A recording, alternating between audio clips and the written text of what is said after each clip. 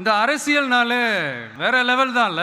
ஏன்னா இந்த அரசியல்ல மட்டும்தான் வித்தியாசமான ஒண்ணு நம்ம பார்க்கலாம். யாரு யாரை எப்ப எதிர்ப்பாங்கன்னே நமக்கு தெரியாது. யாரு யாரை எப்ப ஆதரிப்பாங்கன்னே நமக்கு தெரியாது. அரசியலுக்கு யார் வேணாலும் வரலாம், அது ஒரு ஜனநாயக உரிமைன்னு சொல்லுவாங்க. ஆனா மக்களுக்கு ரொம்ப ரொம்ப பிடிச்சு போன ஒருத்தன் அரசியலுக்கு வரான்னா அதை கண்டிப்பாக நல்லவங்க எல்லாம் வரவேற்பாங்க. ஒரு சில பேருக்கு மட்டும் கொஞ்சம் எரிச்சல் வரத்தானே செய்யும். அது இருக்கும் தானே. என்னடா இவன் திடீர்னு ஒருத்தன் என்ட்ரி கொடுத்துட்டானே, இது வரைக்கும் நாம சொன்ன பொய்யெல்லாம் நம்பிக்கிட்டு மக்கள் நமக்கு ஓட்டு போட்டுக்கிட்டு இருந்தாங்களே, ஆனா இப்போ இவன் சொல்றதெல்லாம் பார்த்தா மக்கள் மனசுக்கு ரொம்ப நெருக்கமா வேற இருக்குது. அதுவே நமக்கு ஒரு பெரிய நெருக்கடியாகவும் இருக்குது. இவனை என்ன பண்ணலாம், என்ன செய்யலாம், எப்படி இவனை இது பண்ணலாம், க்ளோஸ் பண்ணலாம். இப்படிப்பட்ட ஒரு அரசியல் காலத்தில் கொஞ்சம் கூட ஒரு பயம் இல்லாமல், ஒரு பதட்டம் இல்லாமல், வர்ற எதிர்ப்புகள் எல்லாத்தையும் சும்மா லெஃப்ட் ஹேண்டில் டீல் பண்ணிக்கிட்டு, நம்மளுடைய மாவட்ட நிர்வாகிகள் எல்லாருமே வெறும் இளைஞர்களாகவே இருக்கிறாங்களாம். ஏன் இருந்தா என்ன? அது என்னன்னா, நம்மளுடைய கட்சி நிர்வாகிகள் எல்லாருமே சாதாரண குடும்பத்திலிருந்து வந்தவங்களாம். அதே தான் இங்கேயும் கேட்குறேன், ஏன் வரக்கூடாதா? அப்படி இருக்கும்போது நம்மளுடைய கட்சி நிர்வாகிகளும் எளிய குடும்பத்தை சேர்ந்தவங்களா தான் இருப்பாங்க. நம்மளுடைய கட்சி ஒன்றும் பண்ணையார்களுக்கான கட்சி கிடையாதுல்ல. முன்னாடிலாம் அந்த காலத்தில் பண்ணையாருங்க தான் பதவியில் இருப்பாங்க. இப்போ கொஞ்சம் உள்டா மாறிடுச்சு. பதவியில் இருக்கிறவங்களாம் பண்ணையாராக மாறிடுறாங்க. நாட்டோட நலனை பற்றியோ வளர்ச்சிகளை பற்றியோ எதை பற்றியும் கவலைப்படாமல் பணம் பணம் பணம், எந்தெந்த வழிகளில் எந்தெந்த ரூட்லலாம். இப்படிப்பட்ட இந்த மைண்ட் செட் உள்ள இந்த பண்ணையார்களை அரசியலை விட்டே அகற்றுவது தான் நம்மளுடைய முதல் வேலை. இங்கே எவ்வளோ சீரியஸாக ஒரு பிரச்சனை ஓடிட்டு இருக்கு. இவங்க ரெண்டு பேரும் அதாங்க நம்ம ஃபாசிசமும் நம்ம பாயாசமும், அதான் நம்ம அரசியல் இனிமையும் கொள்கை இனிமையும். ரெண்டு பேரும் என்ன பண்ணுறாங்கன்னா, ரெண்டு பேரும் பேசி வச்சுக்கிட்டு இந்த செட்டிங்லாம் பண்ணி வச்சுக்கிட்டு மாற்றி மாற்றி சோஷியல் மீடியாவில் ஹேஷ்டேக் போட்டு விளையாட்டுருக்குறாங்க. இங்கே என்ன நடந்துக்கிட்டு இருக்கு, இவங்க ரெண்டு பேரும் அடிச்சுக்கிற மாதிரி அடிச்சுப்பாங்களாம். அதை நாங்கள் நம்பணுமா, மக்கள் நம்பணுமா? What bro, it's very wrong bro. நாம் ஆவலோடு காத்திருந்த தருணம்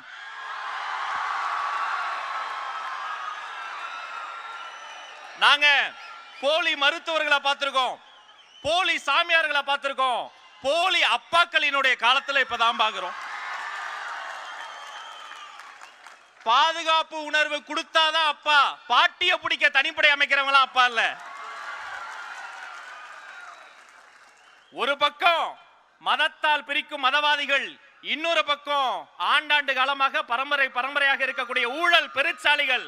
அந்த இரண்டு அரசியல் அழுக்குகளையும் அடித்து துவைத்து வெளியே அனுப்ப போகிற, கெட் அவுட் சொல்ல போகிற தமிழக வெற்றி கழகத்தினுடைய தலைவர், தமிழ்த்தாயின் தலைச்சன் பிள்ளை இதோ வருகிறார். My friend, my brother, comrade in arms, founder Jan Suraj Party, திரு பிரசாந்த் கிஷோர் அவர்கள் இன்னைக்கு நம்மளுடைய இந்த தமிழக வெற்றி கழகத்தினுடைய 2ஆம் ஆண்டு துவக்க விழாவிற்கு சிறப்பு விருந்தினராக கலந்துக்கிட்டு பேசியது மிக்க மிக்க மகிழ்ச்சி. அவருக்கு என்னுடைய மனமார்ந்த நன்றியை தெரிவிச்சுக்கிறேன். We are an emerging primary political force in Tamil Nadu politics with a firm commitment to create history in the upcoming 2026 assembly elections of Tamil Nadu, like 1967 and 1977 assembly elections of our state. Without compromising our party's ideological principles at any cost, I am here to collaborate and work with you towards upholding the secular and democratic ideals in TN and beyond. என் நெஞ்சில் குடியிருக்கும்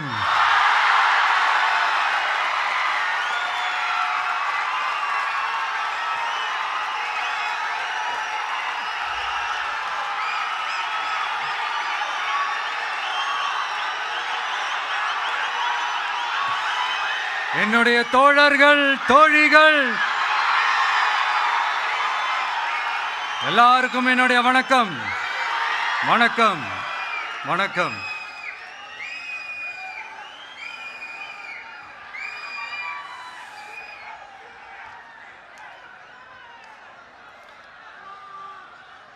இந்த அரசியல்னாலே வேற level தான்ல.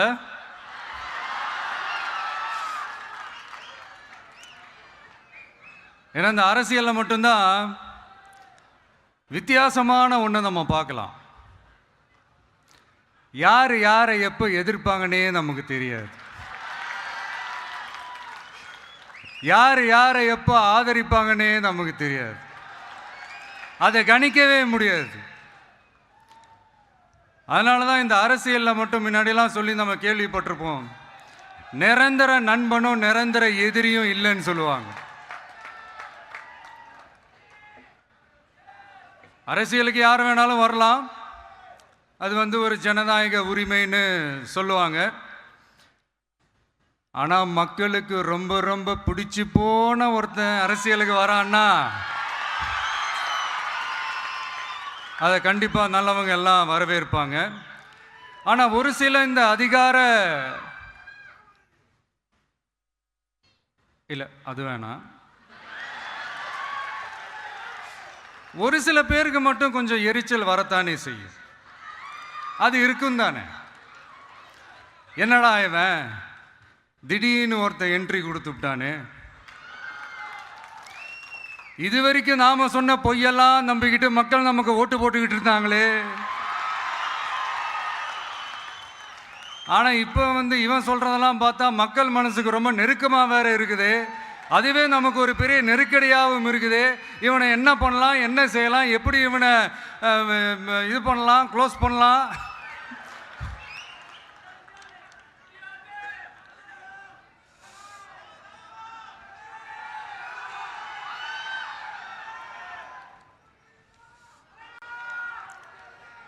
எப்படி இவனை close பண்ணலாம், ஒரு confusion ஒன்று வரும்.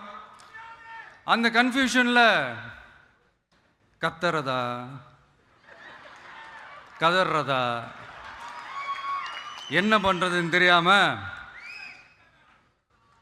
வர்றவன் போகிறவன்லாம் கட்சி ஆரம்பிக்கிறான்னு சொல்லி இப்படி ஏதாவது பேச ஆரம்பிப்பாங்க.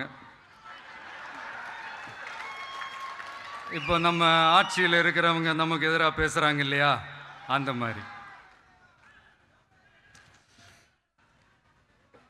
இப்படிப்பட்ட ஒரு அரசியல் காலத்தில் கொஞ்சம் கூட ஒரு பயம் இல்லாமல், ஒரு பதட்டம் இல்லாமல், வர்ற எதிர்ப்புகள் எல்லாத்தையும் சும்மா லெஃப்ட் ஹேண்டில் டீல் பண்ணிக்கிட்டு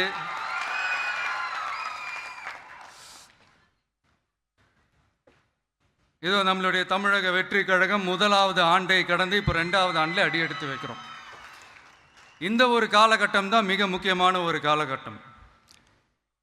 ஏன்னா ஒரு அரசியல் கட்சிக்கு ஒரு பெரிய பலமே அந்த கட்சியினுடைய கட்டமைப்பு தான். அதுதான் அந்த கட்சியினுடைய ஒரு வேறு மாதிரி, ஒரு அடிப்படை பலமே அதுதான். ஒரு ஆலமரம் மாதிரி ஒரு கட்சி ஒன்று வளரணும்னா அதுக்கான அந்த வேர்களும் விழுதுகளும் ஸ்ட்ராங்காக இருக்கணும் இல்லையா. அப்படி தான் நம்மளுடைய இந்த அமைப்பை பலப்படுத்துகிற ஒரு வேலையை தான் இப்போ நம்ம செஞ்சுக்கிட்டு இருக்கிறோம். தமிழ்நாடு முழுக்க மாவட்ட நிர்வாகிகள் எல்லாரையும் தேர்ந்தெடுத்து அறிவிச்சிட்ருக்கிறோம். இந்த நேரத்தில் நம்ம மேலே ஒரு கம்ப்ளைண்ட், அது என்னென்னா, அதுதான் எனக்கும் புரியல. நம்மளுடைய மாவட்ட நிர்வாகிகள் எல்லாருமே வெறும் இளைஞர்களாகவே இருக்கிறாங்களாம். ஏன் இருந்தா என்ன?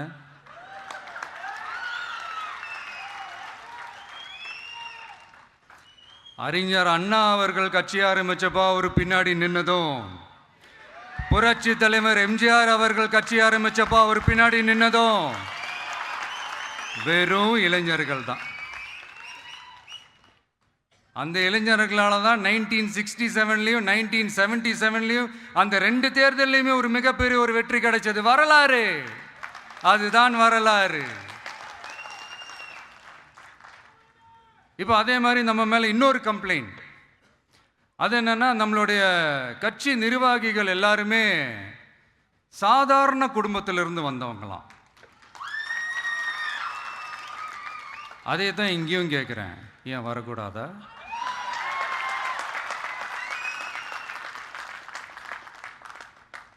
சாதாரண குடும்பத்திலேருந்து வந்தவங்க தான் பெருசு பெருசாக சாதிச்சிருக்கிறாங்க. இன்னும் சொல்ல போனா, நம்மளுடைய கட்சி எளிய மக்களுக்கான கட்சி தானே. அப்படி இருக்கும்போது நம்மளுடைய கட்சி நிர்வாகிகளும் எளிய குடும்பத்தை சேர்ந்தவங்களா தான் இருப்பாங்க. நம்மளுடைய கட்சி ஒன்றும் பண்ணையாறுகளுக்கான கட்சி கிடையாதுல்ல.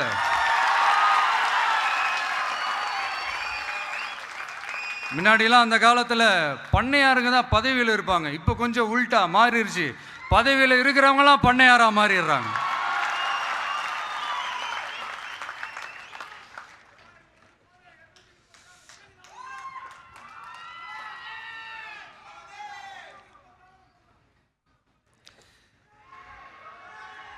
மக்களுடைய நலனை பற்றியோ, நாட்டோட நலனை பற்றியோ, வளர்ச்சிகளை பற்றியோ எதை பற்றியும் கவலைப்படாமல் பணம் பணம் பணம், எந்தெந்த வழிகளில் எந்தெந்த ரூட்லலாம். இப்படிப்பட்ட இந்த மைண்ட் செட் உள்ள இந்த பண்ணையார்களை அரசியலை விட்டே அகற்றுவது தான் நம்மளுடைய முதல் வேலை.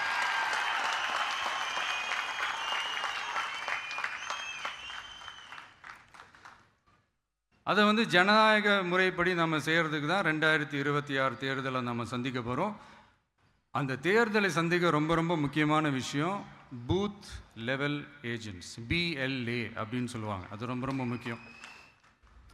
ஏன்னா நீங்கள் பார்த்தீங்கன்னா தமிழ்நாட்டில் அந்த பெரிய பெரிய கட்சிகளுக்கு தான் அந்த BLAலாம் ரொம்ப ஸ்ட்ராங்காக இருக்கும்னு சொல்லுவாங்க. ஒரு அப்ராக்சிமேட்டாக ஒரு 69,000 பூத்ஸ் இருக்குது. அது எல்லாத்துக்குமே பூத் ஏஜென்ட்ஸாக நம்மளுடைய கட்சி தோழர்களை தான் நியமிக்க போகிறோம். கூடிய சீக்கிரமே பூத் கமிட்டி மாநாடுன்னு ஒன்று நடத்த போகிறோம். அன்னைக்கு தெரியும் தமிழக வெற்றி கழகம் எந்த ஒரு பெரிய கட்சிக்கும் கொஞ்சம் கூட சளைச்சதில்லைன்னு. அன்னைக்கு தெரியும் தமிழக வெற்றி கழகம் தமிழ்நாட்டில் முதல் சக்தியா, முதன்மை சக்தியா, பவர்ஃபுல்லாக இருக்குதுன்னு அன்னைக்கு ப்ரூவ் ஆகும். இப்போ புதுசாக ஒரு பிரச்சனை ஒன்று கிளப்பி விட்டுட்டு இருக்கிறாங்க, மும்மொழி கொள்கை.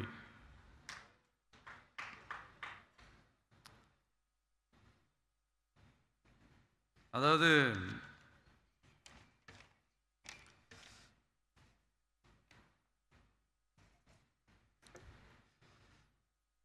இதை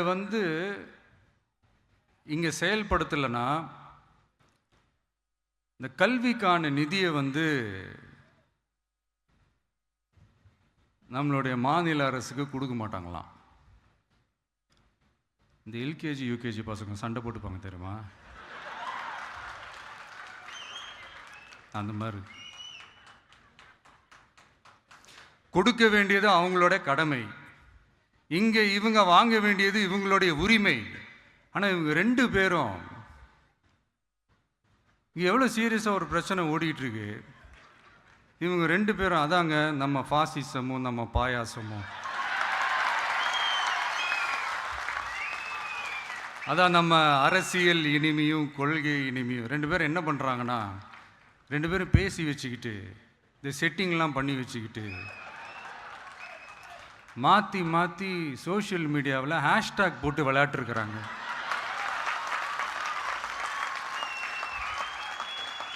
இங்கே என்ன நடந்துக்கிட்டு இருக்கு? அதாவது இவங்க 2 பேரும் அடிச்சுக்கிற மாதிரி அடிச்சுப்பாங்களாம். அதை நாங்கள் நம்பணுமா?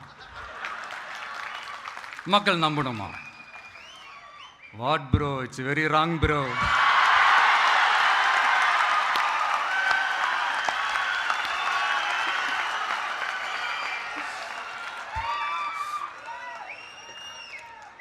இதுக்கு நடுவில் நம்ம பசங்க உள்ள பூந்து அங்க ஒரு சம்பவம் ஒன்று பண்ணிட்டு டக்குன்னு வெளியே வந்துடுறது. டிவி கே ஃபார் டிஎன் அப்படின்னு சொல்லி. யார் சார் நீங்களா? எங்க சார் இருக்கிறீங்க? ஸ்லீப்பர் செல்ஸ் மாதிரி.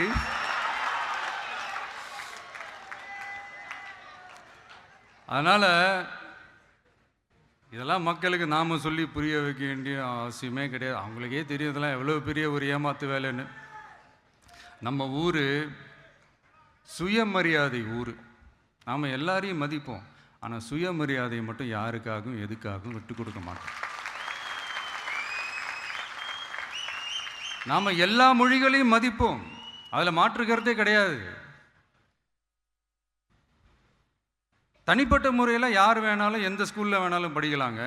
உனக்கு எந்த மொழி வேணுமோ, எப்போ கற்றுக்கணுமோ, உனக்கு எப்போ தோணுதோ கற்றுக்கலாம். அதெல்லாம் அவங்கவுங்களுடைய தனிப்பட்ட ஒரு உரிமை.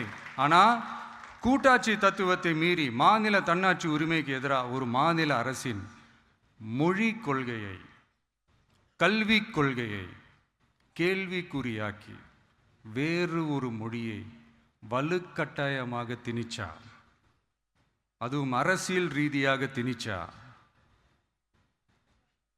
எப்படி ப்ரோ?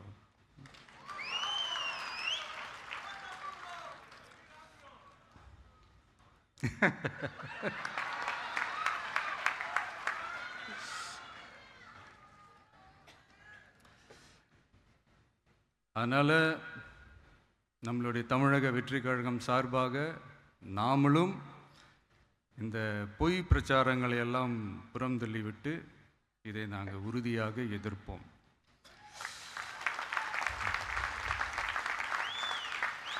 கான்ஃபிடென்ட்டாக இருங்க, நல்லதே நடக்கும், வெற்றி நிச்சயம். மீண்டும் சந்திக்கும் வரை நன்றி, வணக்கம்.